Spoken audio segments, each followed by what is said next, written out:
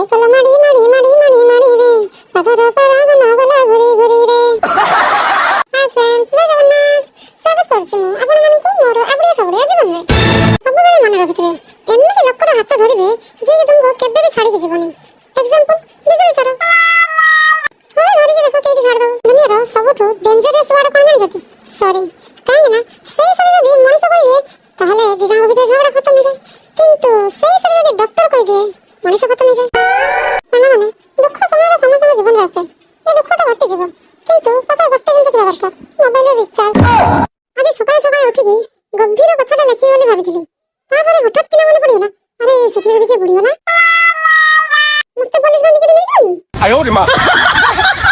ମୋବାଇଲକୁ ଗୋଟେ ଘଣ୍ଟା ଚଲାଅ କି 2 ଘଣ୍ଟା ଚଲାଅ, କିନ୍ତୁ ସେଟା ଘର ଲୋକଙ୍କ ଆଗରେ ନିହାତି 24 ଘଣ୍ଟା ହିଁ ହେଇଥିବ। ତେଣୁକରି ମୋବାଇଲକୁ 24 ଘଣ୍ଟା ଚଲେଇବାର ହିଁ ସମଝଦାରୀ। ପରିଶ୍ରମ କରିଚାଲ, ଭଗବାନ ଫଳ ନିଶ୍ଚୟ ଦେବେ।